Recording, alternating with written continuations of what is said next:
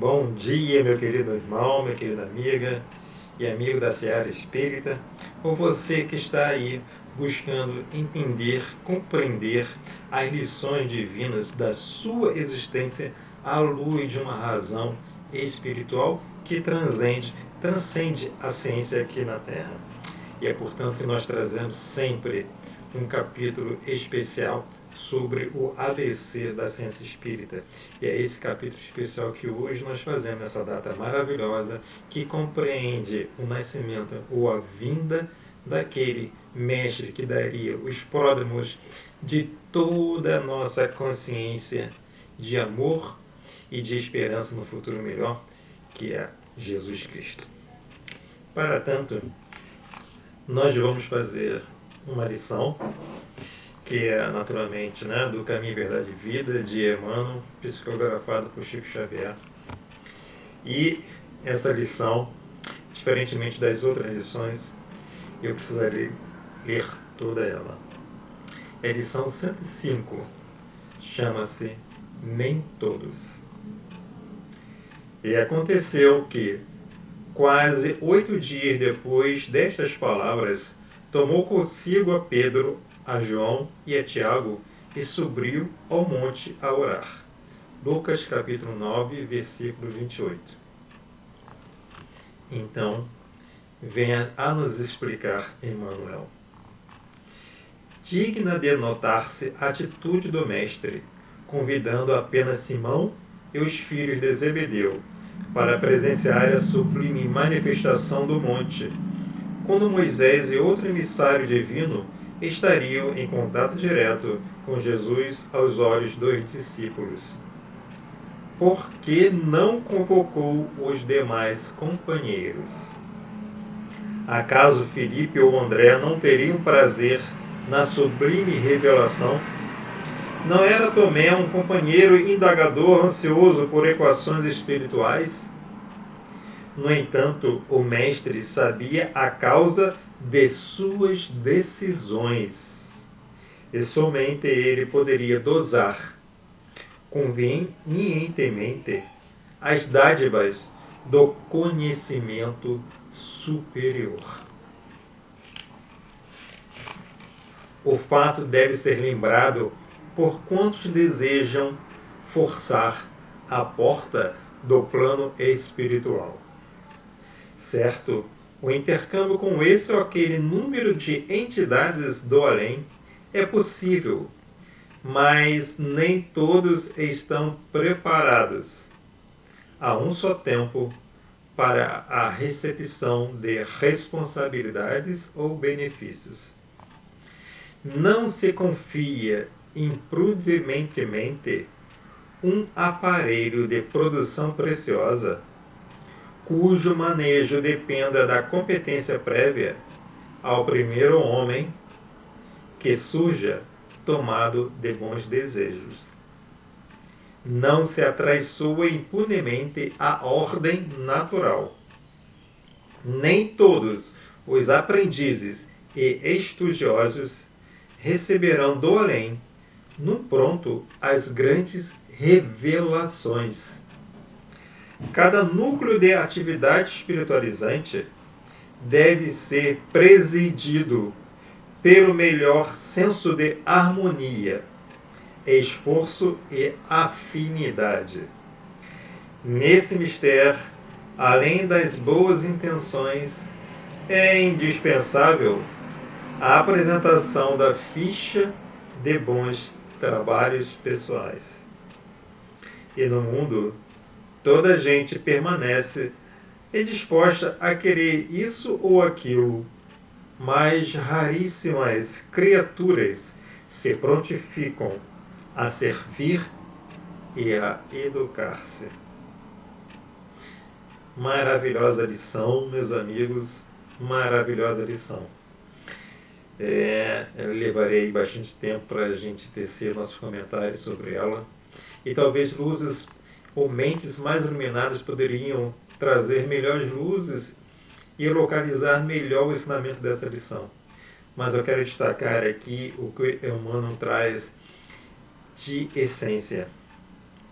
Primeiro, que ele fala, né, que só o mestre sabia a causa de suas decisões.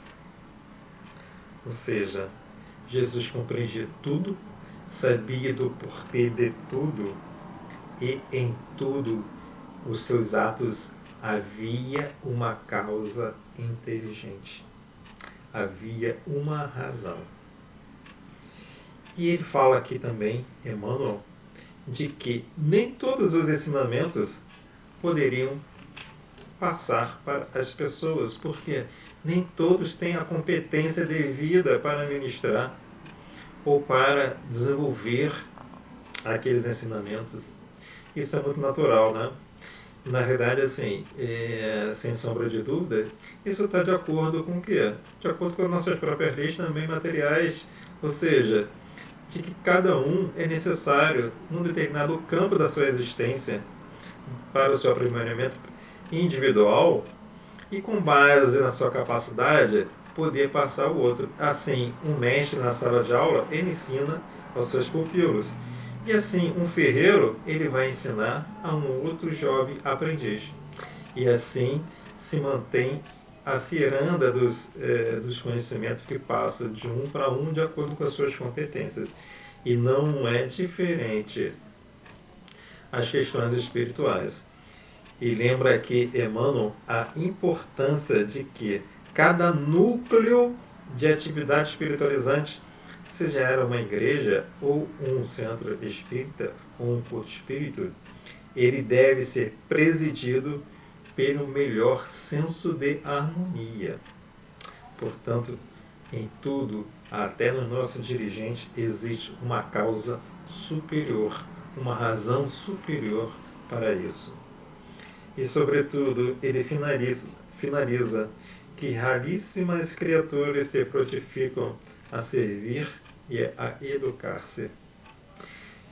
Então, irmãos, que cada um possa cada vez mais buscar os ensinamentos de Jesus para, sobretudo, educar-se.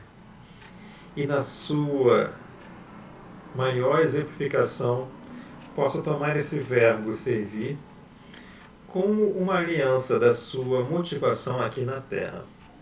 É claro que nós podemos servir através do nosso trabalho, através das nossas lições familiares, através do nosso dia a dia, através de um simples fazer de compras, podemos servir a humanidade através de um sorriso compassivo. E assim poderemos com isso estar estabelecendo aqui na prática a boa nova que Jesus veio nos ensinar. Muito obrigado, mestre, por esse carinhoso capítulo que nós reescrevemos aqui na nossa nova história. Então, vamos comigo agora desfraldar a origem e do porquê da vinda de Jesus aqui na Terra, principalmente para aqueles que veem apenas um acontecimento localizado na história das religiões. E nós trazemos aqui a origem espiritual da vinda de Jesus, a lógica e a razão dos princípios do Espiritismo.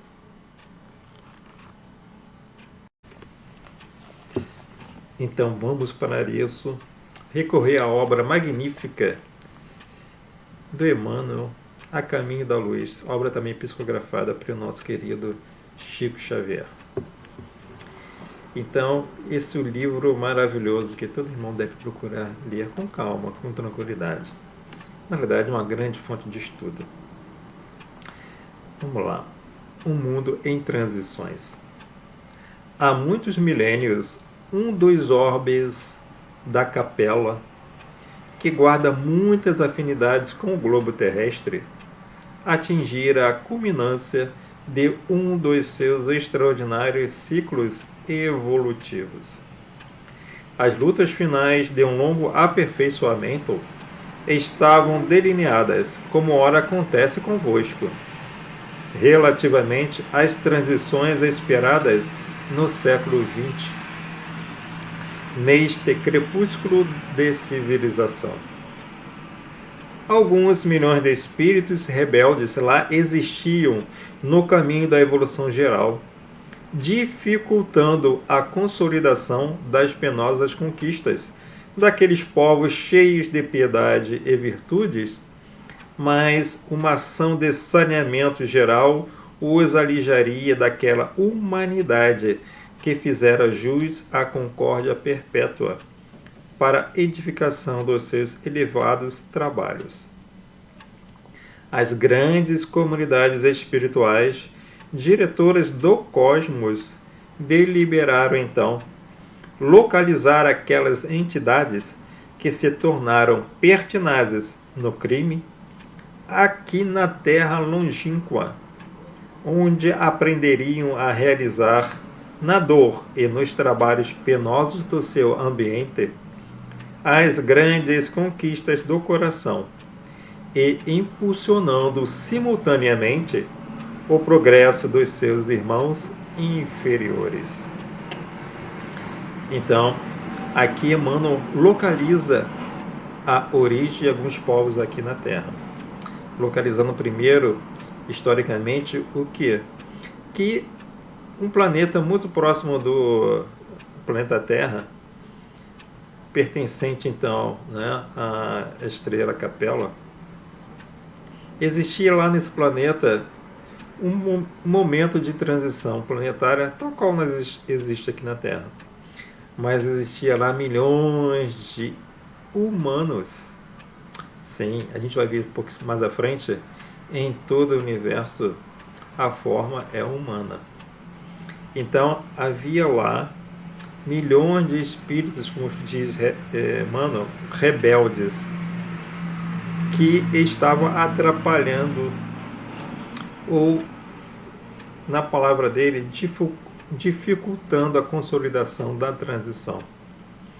E num momento, ou num evento de saneamento geral, esses espíritos seriam alijados daquele planeta e localizados aqui na Terra, onde, através da dor, do degredo, ou seja, da expulsão daquele planeta maravilhoso, já se encontrava muito à frente daqui da Terra, e nos trabalhos penosos, nesse ambiente aqui, esses irmãos deveriam então o quê? Consolidar as conquistas do coração que não haviam conquistado. Então, continua Emmanuel. Foi assim que Jesus recebeu a luz do seu reino de amor e de justiça, aquela turba de seres sofredores e infelizes. Com a sua palavra sábia e compassiva, exortou essas almas desventuradas à edificação da consciência pelo cumprimento dos deveres de solidariedade e de amor, no esforço regenerador de si mesmas. Mostrou-lhes os campos imensos de luta que se desdobravam na terra, envolvendo-as no halo bendito da sua misericórdia e da sua caridade sem limites. Abençoou-lhes as lágrimas santificadoras, fazendo-lhes sentir os sagrados triunfos do futuro e prometendo-lhes a colaboração cotidiana e a sua vinda no porvir. Aqueles seres angustiados e aflitos que deixavam atrás de si todo um mundo de afetos, não obstante os seus corações empedernidos na prática do mal, seriam degradados na face obscura do planeta terrestre, andariam desprezados na noite dos milênios da saudade e da amargura, reencarnariam no seio das raças ignorantes e primitivas, a lembrarem o paraíso perdido nos firmamentos distantes. Por muitos séculos não veriam a suave luz da capela, mas trabalhariam na terra, acariciados por Jesus, e confortados na sua imensa misericordiosa. Então, irmãos, maravilhoso texto, né? Então está aqui, que fez Jesus, dizendo aqui, Emmanuel, ele, né, exortou, ele juntou então toda essa humanidade de degradados lá desse planeta do orbe, né, de um dos orbes de Capela. Ele falou, ele exortou aos corações dessas pessoas, desses seres, né, mostrou aqui na Terra que seria um grande campo de trabalho, mas sobretudo um campo de regeneração. E abençoou as lágrimas dele e, como disse aqui, prometendo-lhes a sua colaboração cotidiana e a sua vinda no porvir. Então aqui começa a estar muito claro a origem da promessa de Cristo. Ou seja, prometeu àqueles seres a sua vinda aqui na Terra. E continua então. Aquelas almas aflitas e atormentadas reencarnaram proporcionalmente nas regiões mais importantes, onde se haviam localizado as tribos e famílias primitivas, descendentes dos primatas a que nos referimos ainda há pouco. Em outro capítulo, Emmanuel fala sobre isso. Com a sua reencarnação no mundo terreno, estabeleciam-se fatores definitivos da história etnológica dos seres.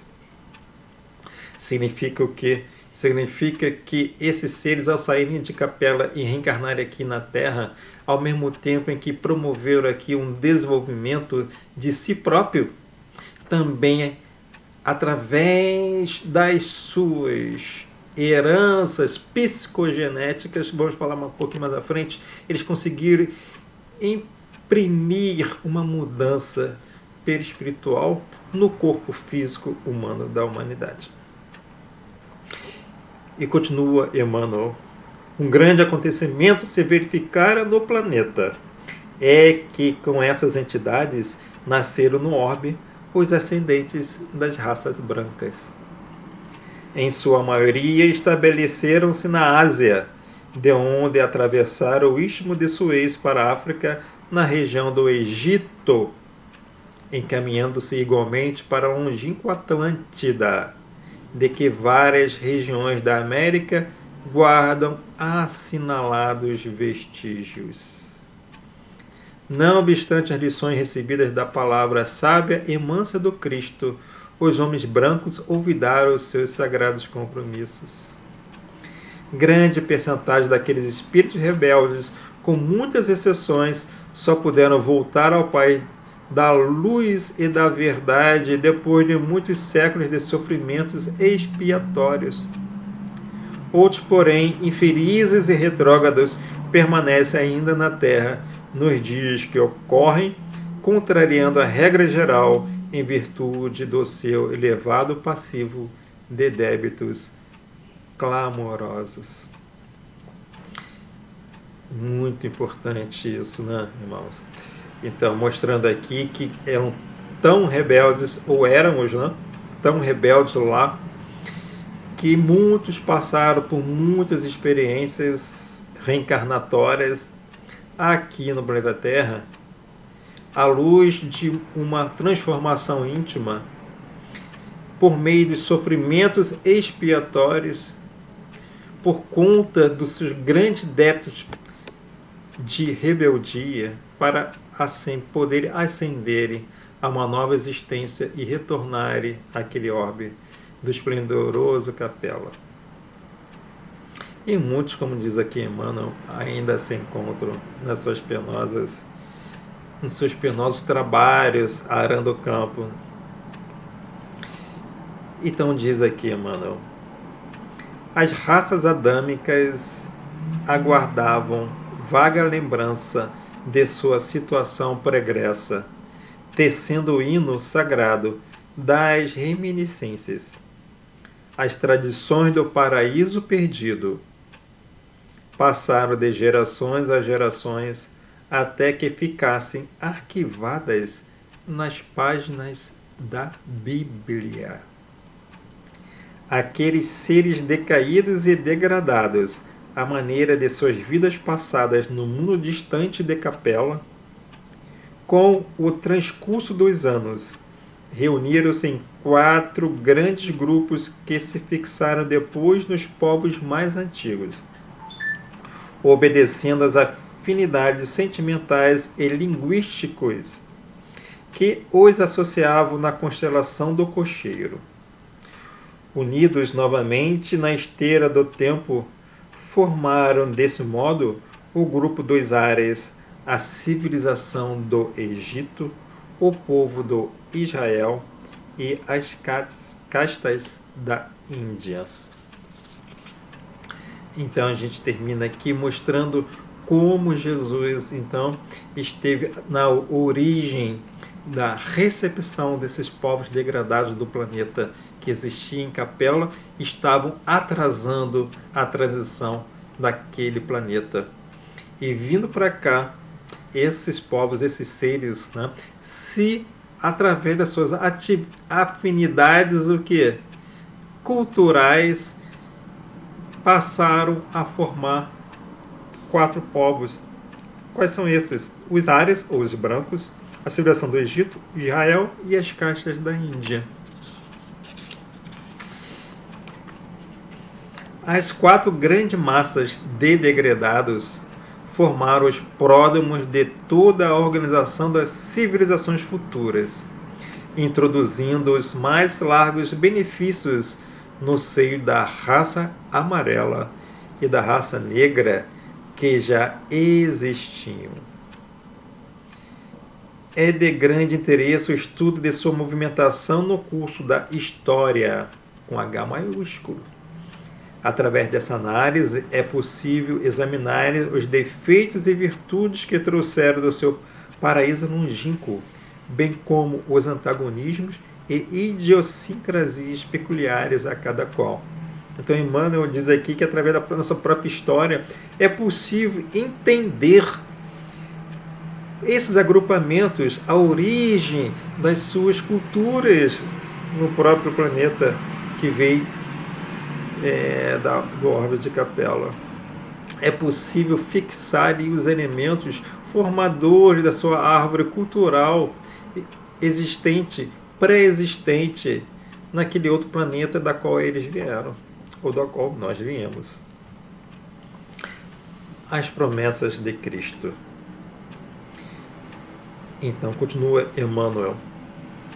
Tendo ouvido a palavra do Divino Mestre, antes de estabelecerem-se no mundo, ou seja, antes de se reencarnarem aqui na Terra, as raças adâmicas, nos seus grupos insulados, guardaram as reminiscências das promessas do Cristo, que, por sua vez, as fortaleceu no seio das massas, enviando-lhes periodicamente os seus missionários e mensageiros.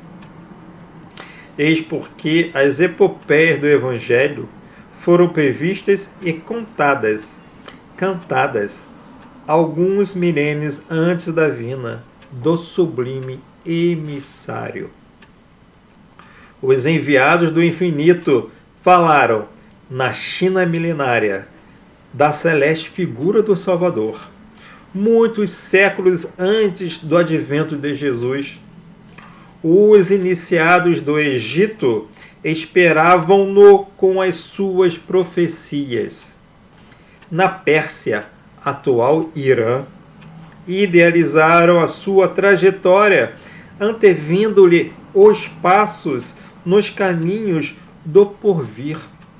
Na Índia védica era conhecida quase toda a história evangélica, que o sol dos milênios futuros iluminaria na região escabrosa da Palestina.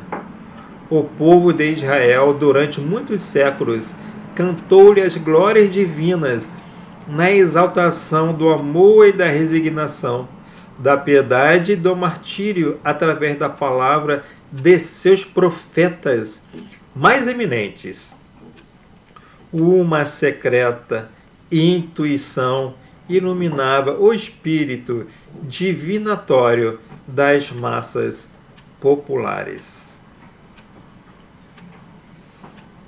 Então, aí está a explicação racional em que aparece cantada em todos os povos, na Índia, na Pérsia, na China milenar, o que em Israel o aparecimento ou a vinda do Messias, porque guardavam não só as reminiscências das suas promessas ditas no plano superior, no plano espiritual, antes das suas vindas, da sua reencarnação aqui na Terra, bem como através dos missionários que Jesus enviava para fortalecer as promessas, para fortalecer o elo com as suas promessas. Os seres aqui, então, desses povos, passaram, então, aqui a contar essas vindas de Jesus, a contar essa futura vinda do Messias. E aí, com isso, o que? Localizando aí o que? A sua vinda. E contando isso através do que? De várias histórias, é o que formou os evangelhos.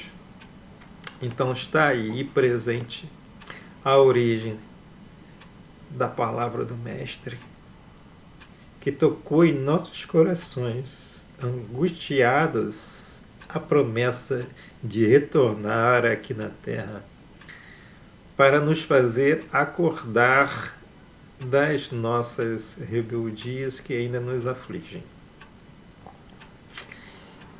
E eu quero que você agora venha comigo discutir um pouquinho mais essa passagem maravilhosa à luz dos princípios. Então, entendido muito bem essa grande missão de Jesus aqui na Terra, ele se colocou essa missão. Não foi ninguém que estabeleceu essa missão para Jesus, porque ele não precisava de uma missão. Ele se estabeleceu uma missão de vir aqui na Terra, o que? Ajudar ou reforçar os seus ensinos. E aí a gente viu que Jesus, ele estabeleceu onde? No inconsciente espiritual, ou no consciente espiritual. E quando reencarnaram aqui, esses povos passaram a trazer no seu inconsciente espiritual o que? As promessas da vinda do Salvador, que iria salvar os seus espíritos. Porém, o que aconteceu, explicou Emmanuel, que no choque da matéria, alguns, através de muitas reencarnações expiatórias, conseguiram recobrar essa consciência e reencontrar sua própria transformação. Outros ainda não, outros permanecem aqui, talvez como nós, como você. Tá certo? E é muito importante que a gente viu, então, que essas lembranças espirituais, reforçadas pelos missionários, os grandes reveladores, através dos tempos, formaram o quê? Permitiu que a fixação dentro das culturas de cada povo. Lembrando que a cultura de cada povo, Egito, Israel, os Árias, a Índia, vieram de onde? Vieram o quê? Da sua consciência coletiva, que traziam de onde? Daquele planeta da qual foram degradados, formando então aqui a cultura mais próxima daquilo que eles representavam, das suas afinidades no planeta de onde eles vieram. Então a gente pode localizar a vinda de Jesus, representada então pelo seu nascimento no Natal, através de 6 princípios básicos. Que o Espírito existe. Ele veio, então muitos vieram de quê? De outra existência, de um outro planeta. E é a forma que Deus escolheu para conhecer a face de Deus, o espírito humano. O segundo princípio é a própria imortalidade da alma, ou seja, que lá naquele planeta que estava passando por uma transição, existiam aqueles espíritos que estavam ali atrasando, atrapalhando a consolidação daquele processo de transição. Eles o que? Através de um processo de saneamento geral, naturalmente eles passaram ao chamado desencarne, ou morreram naquela existência naquele planeta. Mas como a alma é imortal, eles vieram para cá. Para onde? Para renascer aqui na Terra, compreendendo aí o que? Mais dois princípios, um estado espiritual, ou seja, o estado espiritual daqueles seres que estavam lá naquele planeta não estava condizente com o estado do planeta que estava mudando de transição. Então, através da sua reencarnação aqui na Terra, deveriam reencontrar um novo caminho para o que? O seu adiantamento espiritual, ou reencontrar o caminho da mudança do seu estado espiritual. E o quinto princípio, está claro aí, o princípio da pluralidade dos mundos habitados. Existia lá um planeta, no orbe pertencente da estrela de Capela, e que, atrapalhando o processo de crescimento, desenvolvimento transitório daquele planeta, vieram a reabitar, ou renascer, ou reencarnar aqui na Terra, habitar essa Terra, e através dos penosos trabalhos, ou seja, trabalhos expiatórios, desenvolver tanto o planeta quanto a si próprio. E a gente demonstra aí que a vinda de Jesus existe também o que? Uma causa inteligente. Nada é por acaso. Jesus veio aqui cumprir a sua promessa, porque entendia muito bem que aqueles espíritos recalcitrantes lá não conseguiriam reencontrar o seu caminho, tá certo? Aqui na Terra, sem aquela lembrança, sem aquela permanente lembrança de que estariam aqui na Terra à espera de alguém que salvaria eles, que nos salvaria a todos. Então está aí a causa inteligente da vinda de Jesus aqui na Terra. Mas eu queria chamar a atenção para um fato muito interessante que nos traz a nossa irmã Joana de Ângeles. Então, irmãos, vamos ver aqui nesse maravilhoso livro de Joana de Ângeles, psicografado pelo nosso amado Divaldo Franco, chamado Jesus e o Evangelho, à luz da psicologia profunda, como que Joana de Ângeles localiza ali toda a trajetória de Jesus. Mas eu quero chamar a atenção aqui como que a Joana de Ângeles nos chama a atenção para as características, né, dos ensinamentos de Jesus. Então ela vem e fala: o ensinamento de Jesus fundamenta-se na evolução do self, iluminando a sombra e vencendo-a. Ele vem buscar o ser humano no abismo em que se encontra, priorizando os valores éticos e espirituais e deixando à margem as compensações egóicas. Porque aquele que já desfrutou de felicidade e não a soube repartir com o seu próximo, terá menos possibilidade de fruí-la depois da vida física. Todos os objetivos da Boa Nova que ele trouxe centram-se no futuro do espírito, na sua emancipação total, na sua incessante busca de Deus. tornando o seu caminho. A sua é a verdade que conduz à vida, à plenitude, ao armazenamento de sabedoria e de amor. Na conquista desse objetivo, não importam os preços e testemunhos, os impositivos das legislações, mesmo quando arbitrárias e injustas, porque são transitórias. No entanto, diante da consciência cósmica, a escala de valores é feita mediante condutas essenciais, aquelas que são do ser em si mesmo responsável e assume as consequências dos seus hábitos perante a vida.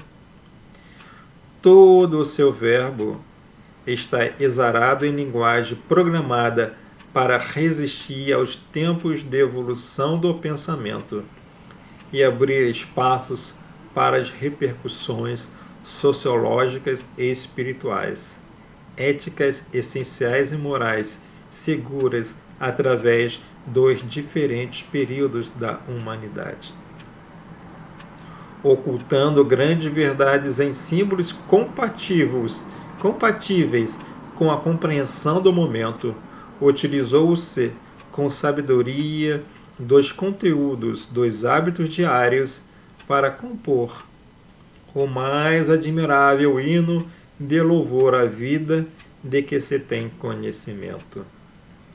Suas parábolas argamassadas com o cimento das lições do cotidiano são discursos para todos os períodos do desenvolvimento sociopsicológico das criaturas.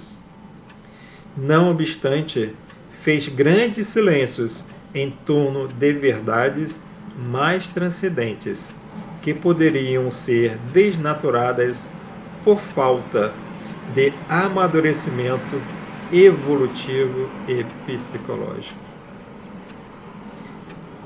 Grandioso também esse texto, maravilhoso, irmãos. Eu quero chamar a sua atenção aqui que também, naturalmente, assim, precisa de grande estudo sobre essa lição, pararmos e refletirmos. Mas o que Joana de Ângeles vem trazer aqui a lição? Que o ensinamento de Jesus, ele se direciona aonde? Ele se direciona à evolução do self, ou do ser, da consciência do ser. Iluminando a sombra. Que sombra é essa? A sombra que todos traziam lá como herança de si próprio, lá daquele planeta de onde fomos degradados. Ele diz aqui, Joana de Ângeles, todo o seu verbo está exarado em linguagem programada para resistir aos tempos de evolução do pensamento e abrir espaço para repercussões sociológicas e espirituais, éticas, essenciais e morais seguras através dos diferentes períodos da humanidade.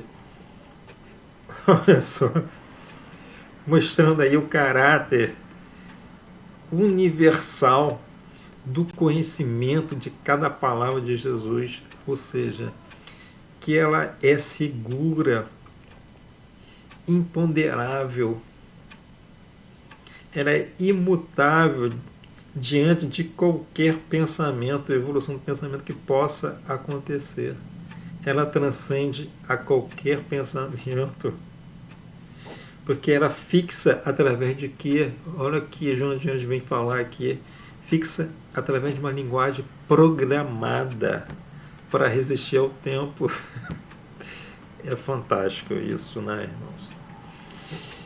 Então, e ela fala através das suas parábolas, né, argamassadas com cimentos das lições do cotidiano.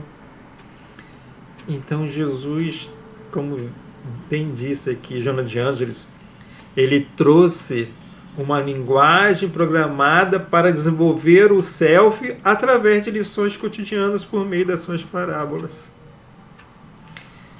Muito bonito, meus irmãos. Muito bonito que esses dois irmãos, né, Emmanuel e Joana de Ângeles, vêm descortinar para simbolizar aí toda a inteligência do cosmos, toda a inteligência universal por trás da vinda de Jesus aqui na Terra. E assim, meus irmãos, minhas queridas irmãs, a gente vê que a vinda de Jesus, ela tem uma causa inteligente. A vinda de Jesus é um efeito, grande efeito inteligente de que? De uma palavra, de uma existência programada. O nascimento de Jesus é um efeito inteligente de uma causa programada para vir aqui na Terra. Em busca de o quê? Desse cosmos que equilibra os parâmetros de harmonia inalterada, porque procede uma causalidade inteligente que tudo estabeleceu em equilíbrio. Então, meus irmãos, que possamos ver aqui na vinda de Jesus, celebrar um grande acontecimento divino, uma grande inteligência que buscou retomar um equilíbrio de um planeta e trazer almas aqui para reencontrar o seu equilíbrio através de uma mudança do seu ser, da sua própria consciência. A vinda de Jesus, então, veio aqui o quê? Veio demonstrar um amor, uma lei de amor, mas, sobretudo, baseada em princípios claros de uma harmonia inalterada, que são as leis universais de Deus. Eu quero te desejar, então, todo amor que representa a vinda de Jesus aqui na Terra, que possa restaurar-lhe a sua vida, restaurar a sua compreensão, dissipar algumas sombras que ainda existem, que existem em todos nós, e que você seja pleno na sua harmonia, no seu encontro consigo, não só hoje, como em todo sempre, daqui por diante. Que assim seja, irmão. Muito obrigado. Feliz Natal. Feliz vinda de Jesus. Eu te pedi, meu querido irmão, para que não esqueça que todo domingo estaremos aqui.